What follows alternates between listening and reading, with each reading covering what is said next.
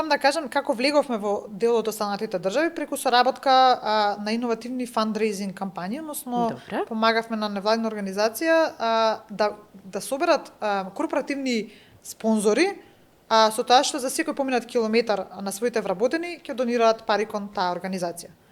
И тоа се покажа како иновативен фандрейзинг момент, каде што до сега компаниите не го правеле на тој начин, односно само да донирале средства и тоа било тоа.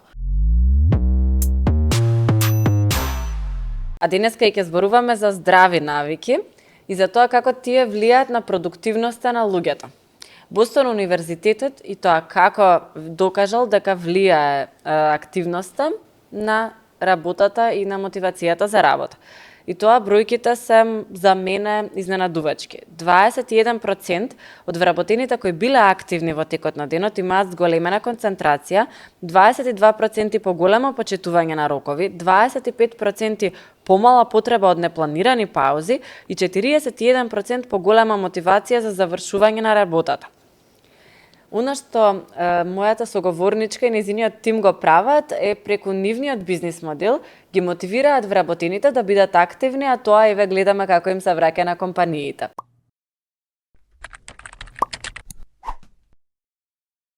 И оваа епизода е создадена од Змај со маркетинг и продукцијска поддршка од Dead Value. Секако доколку сакате да слушате уште вакви успешни и интересни приказни од Македонија, стиснете subscribe. Зборувам со Олка Рајчич од Challenger.mk. Здраво! Здраво, Јован, и ти благодарам на поканата.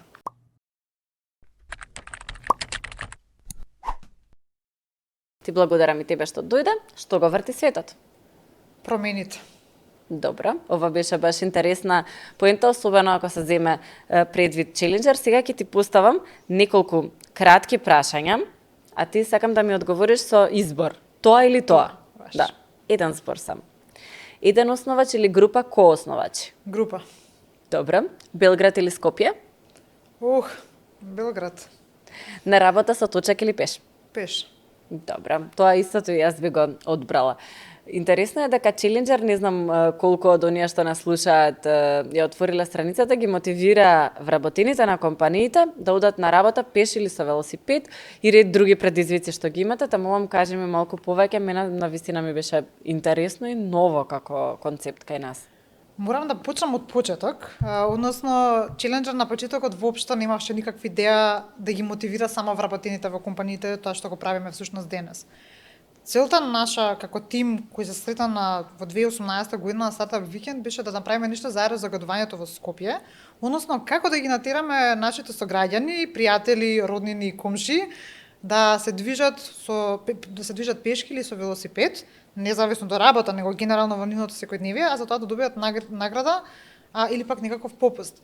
И така почна Challenger. Challenger беше апликација за сите корисници, за сите жители во нашата држава, кои што собираа поени, поените ги разменуваа за попусти во различни локални бизниси кои што беа наши партнери или пак добиваа награда од бизниси кои што директно го имаат спонзорирано тој даден предизвик.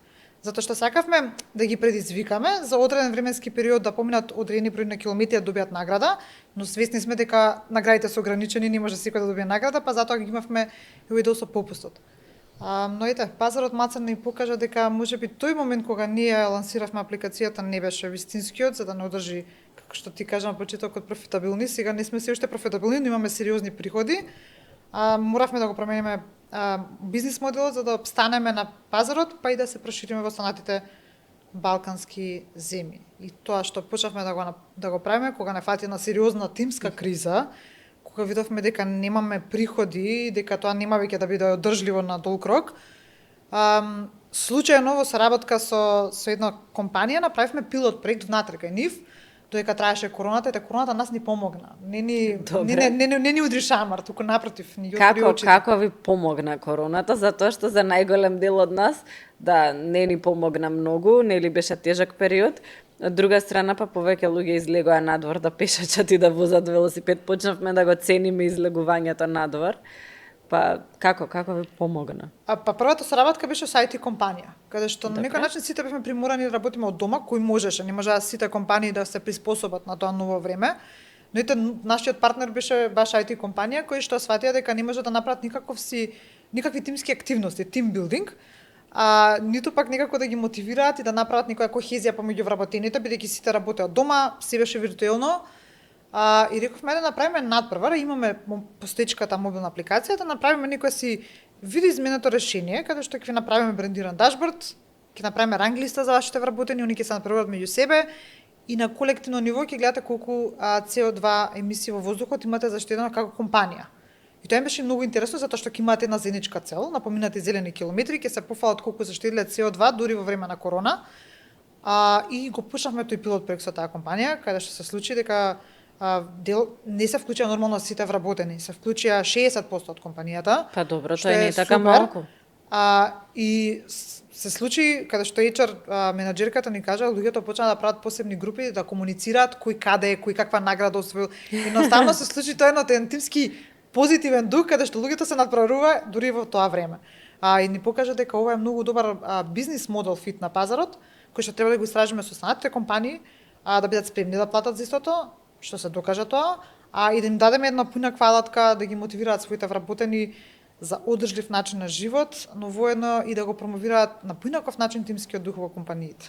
Че вие практично речиси на самиот почеток го менувате потрошувачот. Така прво мислите дека одите кон крајни потрошувачи ви се соседите, сите потенцијални корисници и така натаму, а потоа разбирате дека тоа се компаниите, дека компаниите ви се најдобри клиенти потенцијални. Секогаш беше освртот кон компаниите, но овде во првата основна верзија корисници беа сите граѓани, односно на некој начин бевме маркет место, маркетплейс, каде што луѓето ја користат бесплатно апликацијата, но бизнисите, малите бизниси кои што даваат награди или попусти, за нив сме нов зелен маркетинг канал.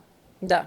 И не беше добро времето, зашто ние ја лансиравме од кога завршија првите мерки во 2020 година, 2021 година, поточно август месец, и едноставно се докаже дека луѓето, односно компаниите, нема маркетинг буџети. Никој не сакаше да земе нов предизвик, нов маркетинг канал, се плаше од нови работи. Точно. Тоа беше страшно страшен период за целата маркетинг медиумска индустрија, затоа што едноставно никој не сакаше да потроши, а и ве сте нашле можност кај компаниите кои што па не можеле никако да стигнат до своите вработени да ги организираат. Баш ми е мене ова интересно. И второто прашање ми е затоа што ние секогаш сакаме да веруваме дека тука на Балканот или во Македонија не е добро место за развој на ваков тип на зелени, иницијативни бизниси и така натаму, и често кога некој има таква идеја, цели на странски, на американски, на европски пазар, зошто одлучивте да почнете во Македонија да го работите овој бизнис модел, па потоа и на регионот и Балканот? Прво, јас верувам дека тamo каде што има проблеми треба да има промени, има бизнис решенија. Така да некако ние сме навикнати да излегуваме надвор од нашите граници, сметајќи дека нашиот пазар е сиромашен. Може би е сиромашен и ограничен, но не верувам дека сепак има потенцијал да се искористи до одредена точка. И таа точка после треба да не води надвор од границите. На почетокот нормално и својствено беше, ја почнувавме приказната тука, затоа што поривот и предизвикот кој што имавме сакавме да го решиме. И свативме дека е многу супер пазар да испробаме дали тоа решение ќе функционира или не. Ако функционира овде, функционира секаде. Тоа е факт. Да, посебно за вакви работи, ама тоа си мислам како си викате имаме многу загаден воздух, зошто да не почнеме тука? Па да, тоа е еден од коментарите, сега нема да пишачат луѓето тоа дека е загаден воздухот, и викам па да, има останати други месеци во градината каде што не е толку загаден. Да. Важни се позитивните односно освојувањето и добивањето на нови позитивни навики кај граѓаните. Да, и не почнавме затоа што не имавме финансии да одиме одма надвор. Да. Така да некако се финансиите е супер пазар да се истестира, ако ова функционира тука, може да функционира во на други пазари. Како што верувам дека ако нешто не функционира од овде од прва, ќе функционира за 2-3 години, кога е правото време. Добро. Да, така да, ама ние го сменивме бизнис моделот, така да, така функциониравме, барем овде и во останатите балкански држави каде што сме сега присутни. Се откажавте од првиот бизнис модел или може би сепак ќе одите кон потрошувачи за некое време кога нели велиш ќе биде правото време? дека сме се откажале, не сме се откажале, бидејќи се уште функционира таа апликација, дека заработуваме од неј за пари, не заработуваме. Добре. Спремивме сосем нов продукт кој што, како што најави ти на почетокот, нема да биде само пешачење и возење велосипед, туку сите оние одржливи навики, па дури активности кои што самата компанија ќе ги смисли, а ќе бидат поврзани со нивната култура на работење внатрешно и ќе можат на некој начин да следат и да имаат метрики што прават нивните вработени за да ги остварат тие компаниски цели. Првата апликација, првиот продукт Challenger, се уште постои, можеби ќе имам период каде што ќе мораме да го замреме, односно да го изгасиме период, но секогаш тука ќе биде присутен. Можеби ќе почекаме да видиме кога ќе биде вистинското време и кога ќе имаме и ние повеќе капитал и средства, да можеме повеќе да вложиме во него и да проработи поуспешно. Да, таму треба и сериозен маркетинг да се стигне до толкава група. Тоа беше еден од моите соговорници тука, вели многу е поевтино да стигнеш до една компанија отколку до многу други корисници, така што немојте да се откажувате, може да биде интересно сепак. Мене ми се, кога ќе отидеме на вашата веб страница и гледаме нели кои се дел од тимот, имаме коосновач, покрај тебе има повеќе коосновачи, не си само ти. Не можеме сите тука да ги собереме, затоа што тие ни се капацитетите. Меѓутоа, кажи ми колку е полесно или потешко или колку е предизвик да се почне компанија со повеќе коосновачи? Па нас не ни беше предизвик, напротив, кога немате средства, гледате да вклучите повеќе луѓе во тимот кои што ќе сакаат вашата идеја, ќе имат истата пасија и визија и нормално ќе станат ваши коосновачи поради немањето финансии во тој даден временски период. Јас морам да кажам дека јас случајно се вклучив во тимот, како што кажав, на стартап викенд почна целата приказна на Challenger, Теодора која што дел од тимот, имаш идеја, сакаше да ги мотивира луѓето да одат во теретана и да добијат за тоа награда. Така да тоа беше низината првична идеја. Она го вика Стефан да дојде со нејзина на стартап викенд затоа што се плаши да презентира пред јавност. Доаѓаат они на стартап викенд, јас се слушам идејата, бидејќи беше одбрана првите 10 идеи кои што требаше да се доработат, им пријдем и викам, мене многу ми се свиѓа идејата, дали може да бидам дел од вашиот тим, можам да допринесам на овој начин. Тоаш бевме 8 души тамо, но само ние тројца останавме како кор, односно како основа на тимот кој што продолжија со пасија да работат на истиот, потоа ни се вклучи Митко, бидејќи ни требаше некој кој што ќе сработи базата во позадина, и Симон ни се вклучи од кога работеше прво како консултант, и изработи iOS апликацијата, се вклопи многу убаво и ни даваше идеи, а дополнително се соочивме со моментот, немаме веќе пари на долг рок да го плаќаме Симон. Добре, и тој одлучи дека ќе стане дел од тимот. Да. Добре. Баш сте го измотивирале. Мислам, навистина треба да веруваат луѓето за да влезат во една таква, да кажам, приказна и тоа посебно поголем тим. Да. Сте имале некој предизвик, не знам, има една идеја, мисли дека едната насока за развој на бизнис е добра, друга, имало такви ситуации или не? Имам иста визија, а тоа дали на ист начин нормално имаме стратегии кои што се разликуваат. Да. Па многу често прво имаме проблем дека не можеме секогаш сите петорица да се сретнеме во толку часот. Така тоа е еден од предизвиците. Но тоа што го имаме заеднички одлучено дека доколку има тројца кои што мислат исто, тогаш идеме со таа стратегија, а времето ќе покаже дали таа е вистинска или не. Демократски. Баш демократски. Но мислам дека тоа што не држи уште заедно покрај сите предизвици што сме имале многу големи падови и подеми, мислам не е ништо само успех, напротив. Поразите многу повеќе не научиле и не е само флоскула, тоа е навистина така во реалниот живот, кој не паднал веројатно нема ни да има позитивни некои промени во бизнисот.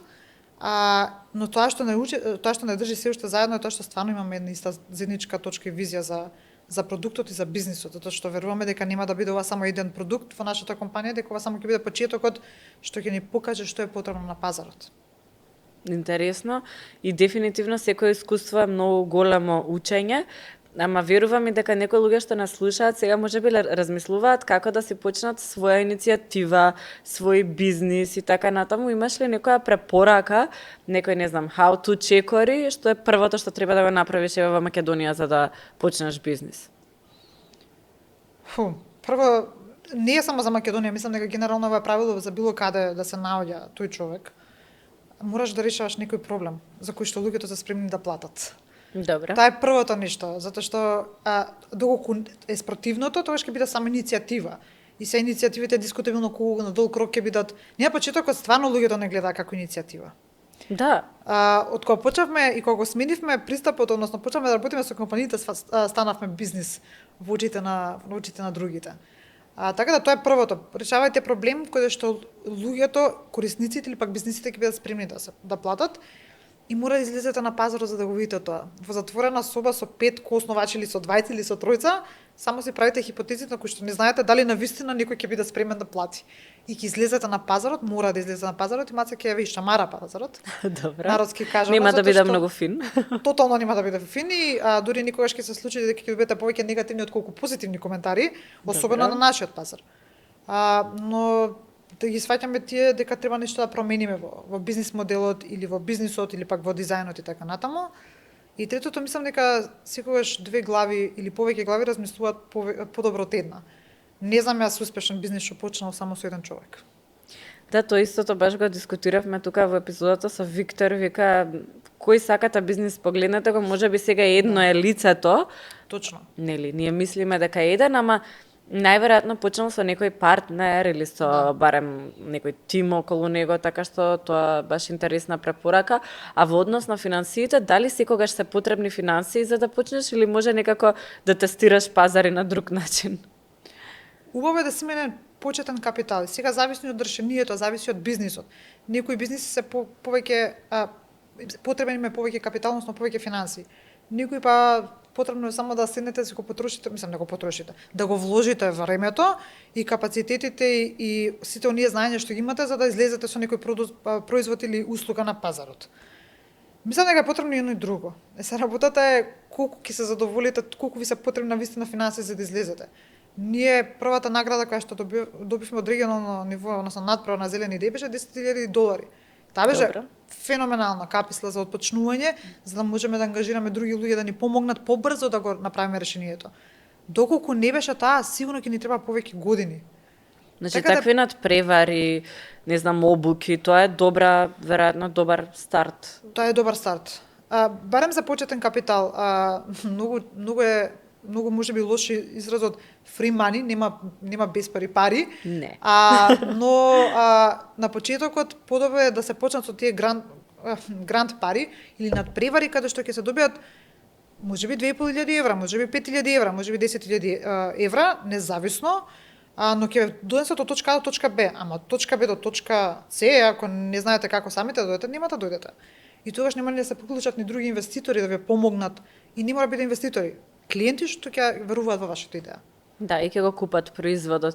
Интересно е, да, нели, ние викаме кој ти ги дава, ама обично и кога ги даваат тие пари, некако ве ценат дали жири комисија одредена или, не знам, тим на некои други предприемачи, па ви даваат некои пари, не е дека тие паѓаат од небо, или ако аплицирате за грант, таму има некој тим што ја чита целата документација. Така што веќе, ако добиете некои пари, тоа е добар импулс. Добар момент. Ветер во грб е. Да. И дополнителна мотивација дека ова нешто вреди е препознаено и од некои други луѓе што не се само нашиот тим. Сега социјално предприемништво, особено кога зборуваме за финансирање, еден buzzword што постои, на многу луѓе не им е јасно што тоа точно значи и вие се бавите, се занимавате со социјално предприемништво. Тоа е кога решаваш општествен проблем и заработуваш од тоа, односно градиш бизнис модел врз база на тоа. Може ли тие две да се спојат? Може ли да правиш добро за природата, добро за луѓето и така натаму, а истовремено да заработуваш? Многу често го добиваме прашањето, вие сте стартап или социјално предпријатие или пак зелен бизнис. Затоа што тука има многу голема подела во социјалното предприемништво. Добра. Некогаш зелените бизниси ги ставаат во социјално предприемништво, некогаш се оделени, затоа што се повеќе имаме бизниси на пазарот или пак продукти и услуги кои што спаѓаат во зелени бизниси, односно прават нешто добро за природата.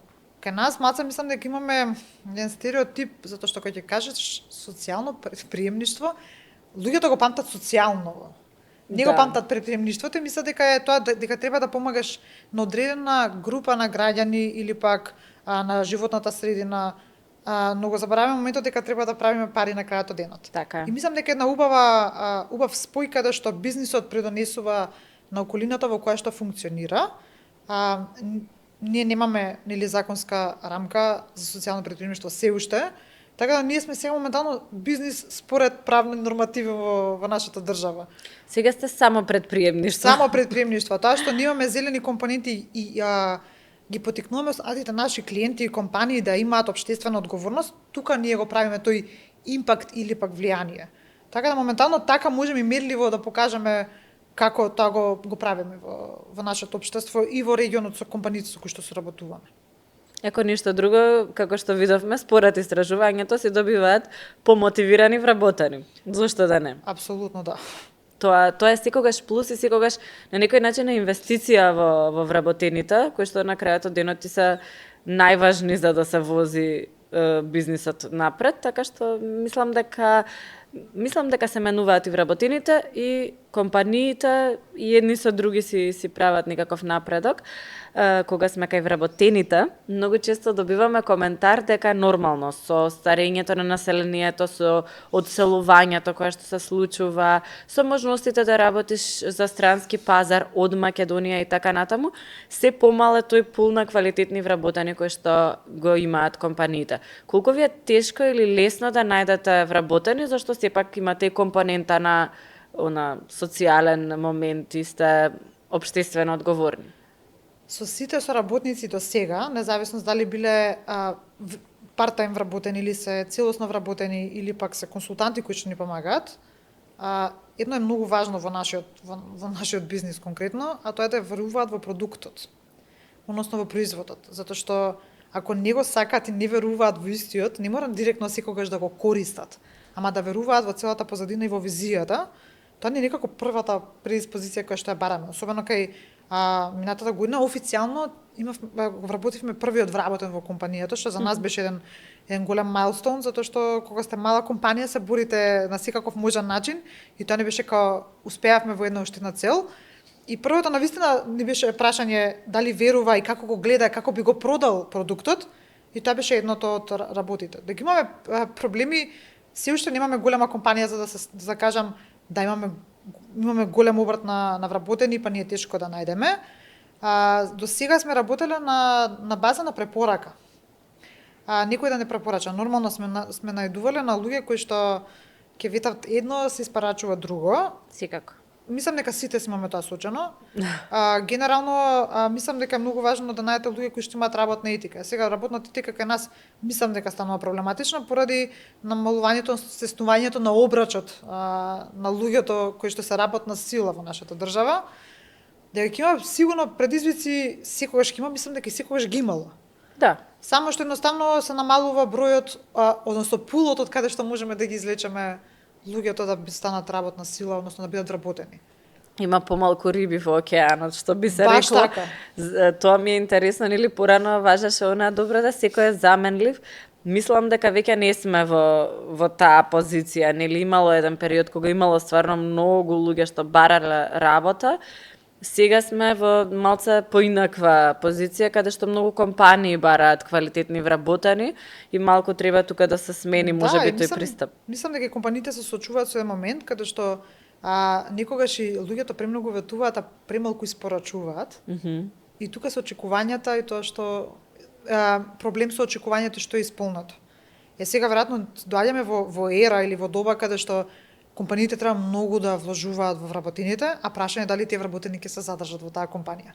А не мислиш дека исто е некогаш и од страната на вработениот, дека и тие, да кажеме, се во позиција каде што некогаш компанијата им зборува за не знам каков напредок и така натаму, а потоа гледаат дека работат со години па нема ништо некој. Да, можно и тоа е слушај, така нема едно или друго, мислам дека е комбинација и зависи од едната ситуација и за едната компанија. Но генерално има некаков предизвик. Не можам да го кажам дека е проблем.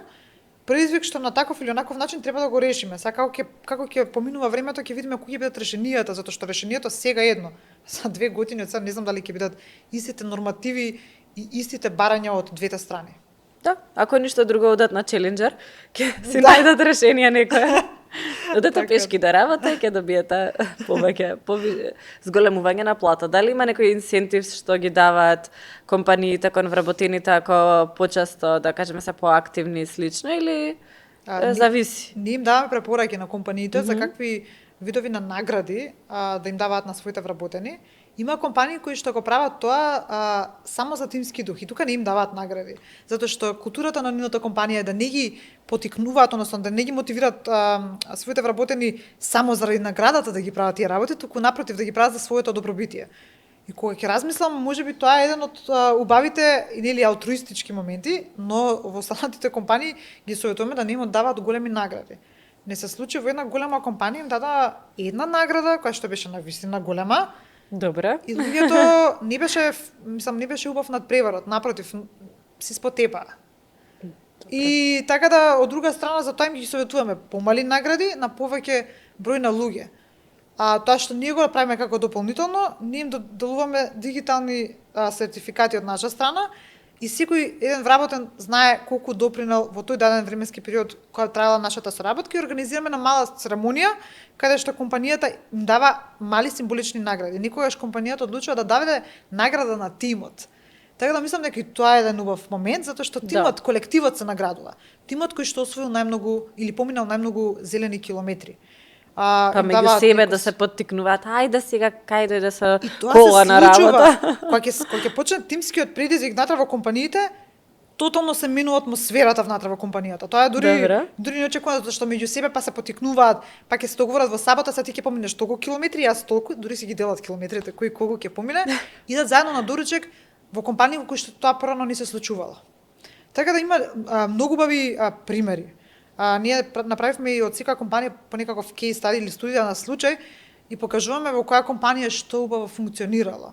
И на крајот од денот ние учиме од сите наши клиенти за да знаеме дека следната соработка, дали со нив или со некои други компании ќе биде уште поуспешна и ќе биде уште поприфатлива од страна на вработените, што нас ни е многу важно вработените бидат стрикни во целата таа соработка, затоа што на крајот од денот ако они не се стрикни, ние нема да имаме клиенти. Точно, и сега почнувате практично овој модел од Македонија да го извезувате на некој начин во регионот, веќе имате и регионални компании кои што се работуваат со вас. Кажи ми нешто повеќе за тоа колку се разликуваме ние од не знам каде се имате соработки, ќе ми кажеш ти меѓутоа колку се разликува македонскиот вработен во делот на таа мотивација и македонската компанија во однос на не знам српска, босанска или каде и да сте сега за сега. Прво морам да кажам како влеговме во делот останатите држави преку соработка на иновативни фандрейзинг кампањи, односно помагавме на невладина организација да соберат корпоративни спонзори, со тоа што за секој поминат километар на своите вработени ќе донираат пари кон таа организација. И тоа се покажа како иновативен фандрейзинг момент каде што досега компаниите не го правеле на тој начин, односно само да донирале средства и тоа било тоа. И тука увидовме дека одлично реагираат компаниите и вработените. И од како да кажам, едноставно од препорака дојдоа нашите клиенти од тие држави. Моментално имаме присуство, клиенти имаме од Молдавија, Косово, Босна и да, моментално сме ние тука во Македонија, додека присуство во други држави имаме во Албанија, имаме во Босна и Херцеговина, во Арменија бевме присутни една година. Јас го кажам ова затоа што во Бугарија и Албанија со тоа што немаме ние капацитети ниту пак средства најнаш да влеземе во тие пазари. И тоа што научивме дека преку стратешки партнерства е начинот на кој што со помалку средства можеме да влеземе и луѓето барем да слушнат за нашиот бренд. А потоа да предаме во поголеми соработки. Нас не се случи минатата година и тоа е позитивно каде што компаниите, особено две косовски компании, сами не побараа. И тоа е многу убав показател. Исто и од Молдавија. Не е ни така далеку, веројатно е полесно вие да стигнете и слично. А од друга страна Молдавија што не е толку близко, близко. никогаш не ни било на мапата на развој. Па да, и јас баш искрено се зачудив сега кога ја спомна, викам како регион. Да, малку подалеку. И Арменија е малку подалеку, Исто. Но тоа што свативме кога размислувавме ние на почетокот, да, Западна Европа. И сега сваќаме дека Западна Европа можеби не е така паметен избор, затоа што тама веќе презаситен пазар и таму имаме конкуренти. Никој не веќе никој не добро се занимава со воспоставени. Источна Европа, ниту пак со Западен Балкан, особено не вакви решенија. Така да нашата стратегија сега е малку поинаква. Ако сите се бориме за амерички пазар, за скандинавски пазар, или пак за развиените земји од западот, сега моментално ние сме ајде подобро да го покриеме ние пазарот што тотално не е покриен, а ќе се менува во наредните години и ќе има експанзија за таа зелена транзиција. Особено Западен Балкан. А кога сме кај проблеми, и тоа си имаме, така тоа што сме, нели да. кажавме Заедничко. дека предприемништвото треба да решава проблеми, еве ви колку сакате Да. проблеми може да се решаваат и веќе се решаваат полека и веќе се менуваме и ние, мислам, често сакаме да кажуваме колку сме лоши, меѓутоа забораваме да кажеме дека брзо стануваме, многу побрзо стануваме подобри отколку оние кои што веќе имаат некоја ниво на култура во однос на зелени економии, зелени бизниси, одење пеш кон работа, активности и така Само што е натаму. потребна поголема маркетинг кампања за да побрзо се случуваат тие промени. Ние сме многу мали, ние сме само една риба во целиот океан. Да. Така да ние се бориме за да можеме повеќе компании да го прават тоа што ние го правиме со тукашните клиенти и со регионалните клиенти. И јас не верувам во раст преку ноќ. Во природата не се случуваат било каков развој и раст преку ноќ, така да полека целиме кон одредени држави. Со капацитетите кои што ги имаме. И ти имаш регионално лично искуство, ми кажа дека си студирала во Белград и во Солун. Да. Зошто се врати? Тоа е прашањето што многу луѓе ми го поставува и мислам искрено дека е многу неблагодарно. Треба да се радуваме кога луѓето се враќаат Јас од државата. многу се радувам кога се враќаат, ама сакам да ги слушнам причините. Сакам и тие што не гледаат да ги слушнат причините, затоа што често си правиме некоја илузија дека таму некаде е многу подобро, што не мора да значи. Јас не сум била така многу далеко, можеби, сум била Не. тука во регионот. Ама имавме и- примери на луѓе што се враќале од Америка, од Европа. Точно. И искрено не сум искочила многу подалеку од тој радиус, поради затоа што сум прво единка, односно сум само едно дете во фамилијата и некако секогаш било стравот кај ќе оди, зашто ќе оди или така натаму. Од друга страна имам семеен бизнис кој што на некој начин е не аманет, не можам да кажам дека аманет, ама се очекува нешто од тебе, има очекувања. И цел живот сум растала со тој момент, дома се правело муабет за бизнис или за проблемите кои што ги имам. Идејата беше да се стекнам со некој искуство, да се стекнам со контакти и да го откриам малку повеќе светот. И додека студирав, многу идев на пракси. Значи, секој лето идев на пракси каде што ќе стигнав во различни индустрии. Се видам што е тоа што мене ми одговара. И потоа се вратив дома затоа што сакав да видам како и што можам да направам овде како промена, затоа што многу е полесно да направиш промената дома отколку промената да направиш во светот. Тоа е моје мислење, не значи дека сум во право. Па и бизнисот може би е полесно дома. И ти го имаш твоето семејство, сите имаме некои пријатели, можеш да слушнеш, да полесно да стигнеш до места каде што се носат одлуки, до компании каде што се финансиите, потенцијални клиенти, така што не мора да значи дека е најлошо на свет. Не, јас мислам дека не е најлошо, мислам дека луѓето треба да дојдат и да пробаат овде. И не е дека е толку страшно. Имаме многу проблеми. Предизвици имаме на секој можен чекор. Тука не можам да кажам дека е најсилно, апсолутно не е најсилно. Работата е колку ќе успееш и што е тоа што ќе те мотивира да останеш. Сега тука сега уште има мотивацијата и јас сум среќна што во тимот на Challenger особено се луѓе кои што им се понудени неколку пати работи се преселат во западноевропски држави. Значи збориме за Шведска, за Данска, за Италија, за Норвешка и рекле не. Па вас треба значи да ве взимаат како пример. тестимонијал са нека да направат еден флаер со вашите приказни и да го делиме. Мене ми се искрено, особено кога ќе слушам понудите кои што ми ги давале, како они изреагирале на тие понуди, они се стварно мотивација, моја лична мотивација. Значи не збориме само за во склоп на тимот, зборам индивидуално, стварно ме мотивира затоа што и они сакаат да направат нешто што ќе биде тука промена за нивните деца, особено затоа што сите од нив имаат деца. Така да пак ќе кажам, тоа било моја веројатно повеќе лична емотивна одлука да се вратам, искрено. Но јас сум убедена дека стварно можеме да направиме доколку сакаме. Останавме многу малку луѓе кои што навистина сакаат и да ги прават и да ги движат промените. Ќе се вратат, може еве, има примери, може би некој ќе сака да се врати. Ти прашува што го движи светот, викам, што ја движи Македонија, прашањето може би. Ета, тие паметни луѓе што сакаат нешто веројатно да сменат. Мене тоа ми е полесно прашање да го одговорам затоа што постојано гледаме такви луѓе и мислам дека не се доволно експонирани да бидат како добри примери за сите млади, да видат дека не мора со криминал, корупција, значи има други, многу други начини да се постигне нешто, така што ете, затоа ете поканивме тебе и останатите кои што доаѓаат тука да зборуваат. Јас сакам да те прашам една женска тема, затоа што едноставно не може да се избегне, не дека мажите не ги прашуваме, ама не можам да ги прашам како е да си жена во бизнисот, односно како е да развиваш собствен бизнис, да си кособственик или да наследиш бизнис кога си женско. Дали имаш некои предрасуди или па може би ти е полесно, не знам. Предизвик прашање. Сега ќе ти кажам зашто. Затоа што зависи од индустријата во која што се наоѓаш. Не е бизнисот една индустрија. Напротив, бизнисот е тотално различни индустрии. Има индустрии кои што се доминантно машки. Каде што јас секогаш ќе дам примерот на мајка ми. Мајка ми е директор во индустрија каде што 98% од директорите, собствениците се мажи. Значи само мајка ти е жена. И уште една жена што ја управи тоа. Тоа ни кажа, сам многу чудно од каде добив информацијата од инспекција. Добив информацијата, викам само ние ли сме, викам не, каде има уште една-две фирми кои што се мислам шалам на страна. Така. И јас сум се веројатно за жените во такви индустрии потребно да имаат машката енергија.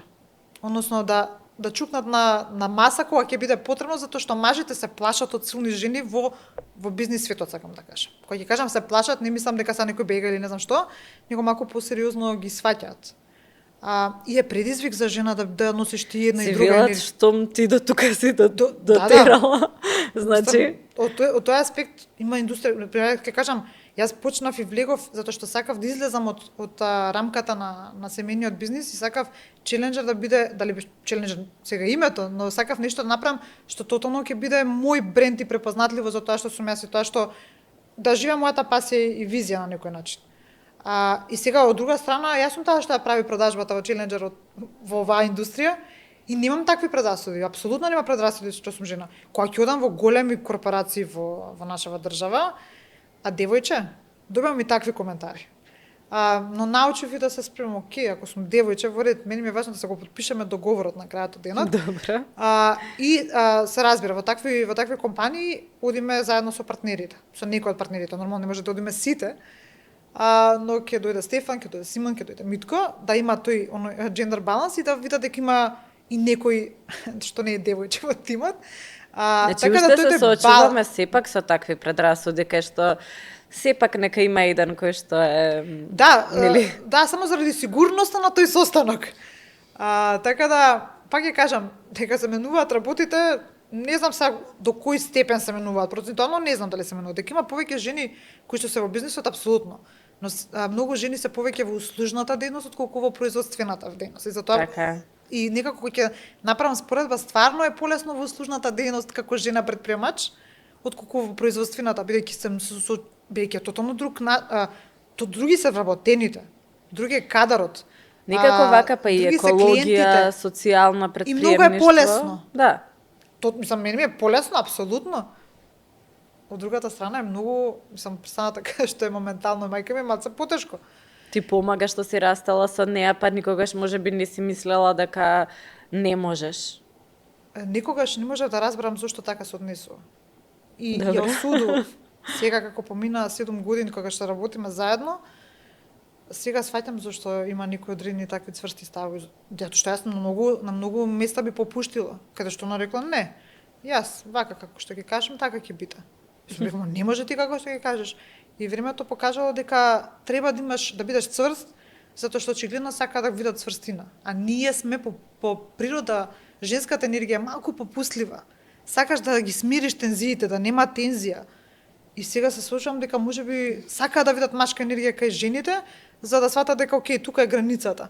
Не знам, многу е тешко, балансот е многу тежок и тоа е веројатно и до карактерот, не е само до дали си маж или си жена.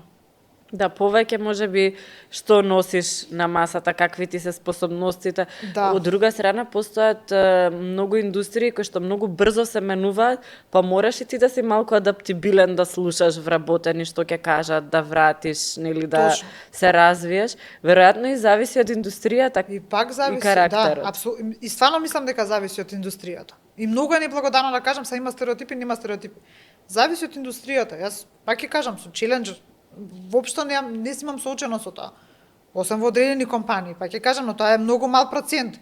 Од другата страна е многу поинаква е сликата, колку и да и реалноста. Ама не знам, мислам дека треба да ми се даде повеќе место на жените од двата сектора, зборам од повеќе индустрии, да видиме со какви стереотипи се соочуваат. Особено големите корпорации каде што гледаме дека во управните одбори не е само кај нас на светско ниво. Да. Колку малку жени се во управни одбори затоа што мора да го имаат, односно да жртвуваат некој дел од сопствениот живот. Тоа е друга тема. Така, а ќе речеш од друга страна дека голем дел од вработените кои што на грб речи си ја носат компанијата ќе бидат жени, ама кога ќе дојде до таа позиција, да кажеме, нели се одлучува и се земаат во предвид сите тие моменти на не знам, дали ќе има деца, дали ќе нема деца, дали ќе оди на породилно, може да им дадеме и на мажите породилно, имаше супер таква идеја, па може тогаш нели ќе се направи некој баланс каде што Ние законски имаме породилно за мажи. Добро, зборувам например во некои држави како во Шведска има 4-5 месеци или не знам колку можеби и повеќе, кои што ако не ги искористи таткото препаѓаат и сега кое семејство ќе се откаже од платено породилно, ниту едно. Да. И тогаш се прави тој баланс, од еднаш и таткото разбира дека и дома е потребен и има многу што да даде во домот, и мајката разбира дека и работодавците дека пак од друга страна не зависи дали е машко или женско, ако добие дете некогаш ќе оди на породилно и тоа е тоа, живот. Јас сум рекла независност од родот, односно дали е маж или жена, да бидеш предприемач сам со себе, да носиш се на грб е многу тешка Секако. и многу голем предизвик. Затоа што можеш собирате да пукнеш петорица. како човек. Да. Затоа што многу работи зависат од тебе. Ти го кажа да, работените го носат го носат бизнисот, односно создаваат вредност за бизнисот, но ти ако немаш да ги исплатиш, немаш да имаш вработени.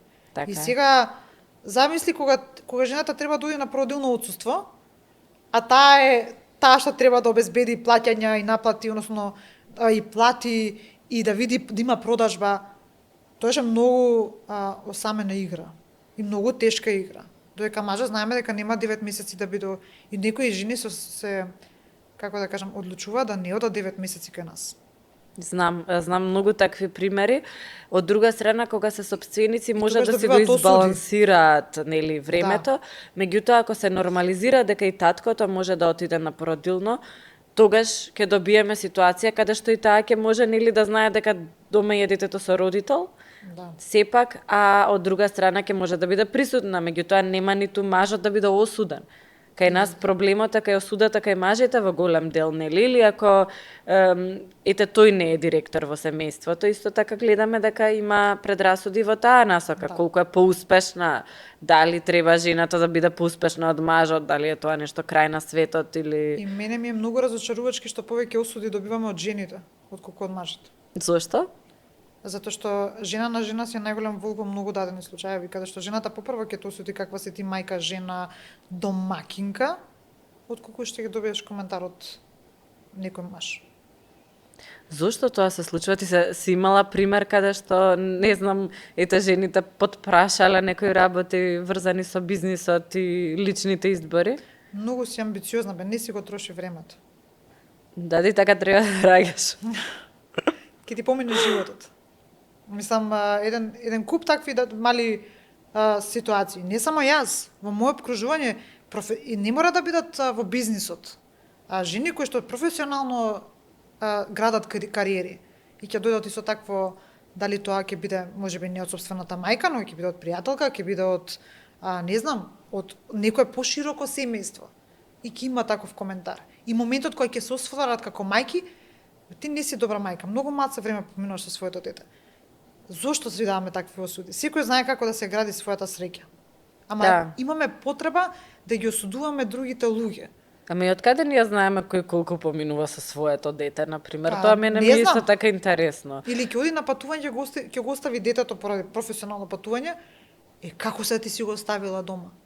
Мислам, јас Кој ќе го чува? од многу пријателки го имам слушнато коментарот какви осуди добивали, бев као се уште се соочуваме и многу често доаѓаат на вистина осудите. Викам, кога малку жените или викам кога малку жените малку повеќе ќе се поддржуваме од тоа што тоа сега го имаме како поддршка. Барем меѓу себе, да. Барем меѓу себе. Мислам дека маци полесно ќе биде патот во многу аспекти, не само во бизнисот, што тоа е денешната тема. А особено бизнисот, ја викам, какво патешествие поминуваат оние жени кои што се навистина жена управител, она е само во бизнисот, она е одговорна за сите можни процеси во бизнисот, нема вработен, нема ништо. Иде на породилно, од каде плата? Да, ти си на породилно, ма ти мораш да ставиш некој друг човек да ти продолжи бизнисот, не можеш да ставиш клjuč. А каде се предизвиците пак на тие? Каде се тие Да. законски решенија? Не знам. Не сум била во таква ситуација за да знам, за сигурно сум дека имаат страшни предизвици. И јас сум сигурна и сето тоа доаѓа од тие општествени предрасуди, кои што понатаму се преточуваат во соодветни законски решенија или Да. не се преточуваат или им треба премногу време на тие законски решенија да се донесат. Мислам дека сепак ние жените представуваме повеќе од половина од населението и треба, ако ние си се поддржиме, многу ќе биде полесно потоа да се добие и целосна поддршка. Не можеме да кажеме дека има многу мажи кои што си ги поддржуваат и сопругите и блиските во се што прават буквално безрезервно, така што многу повеќе е до личноста. Ние поддржуваме жени предприемачки, затоа и те поканивме и каниме уште многу други. Слободно давај ни предлози, навистина има убави приказни што може да се раскажат. Многу убави приказни кои што покажуваат дека промени може да се случат и кај нас, но е потребно многу време. И пак ќе кажам и ќе повторам, ништо не се случува преку ноќ. Не можеме да очекуваме во општество каде што жените никогаш не поседувале ниту пак земја или пак имот, а сега стануваат собственички на бизниси, водат бизниси или се на многу силни раководни позиции и сега ние да очекуваме да нема стереотипи, да нема ограничувања, да нема притисоци. Потребно ни е време, за се е потребно време, и за успехот е потребно време, иако успехот не е една точка, туку е дестинација и така да за се апсолутно е потребно време и да не се откажуваме. Сега тука е аспектот, некои порано се откажуваат, некои подоцна, некои ќе истераат до крај. Ма времето Така. ќе покаже. Ќе се истера. Да. Барем за тоа сме нели издржливи и ќе стигнеме до таму каде што сме зацртале и статистиката и бројките го потврдуваат тоа. Ти благодарам многу и сега идеме пешки, ќе одиме некаде или со точак на работа. Со пешки, јас пешки секогаш, точак слабо возам. Да, и јас премногу пешачам и мислам дека е многу добро и за физичкото и за менталното здравје. Менталното особено. Фала. Ти благодарам.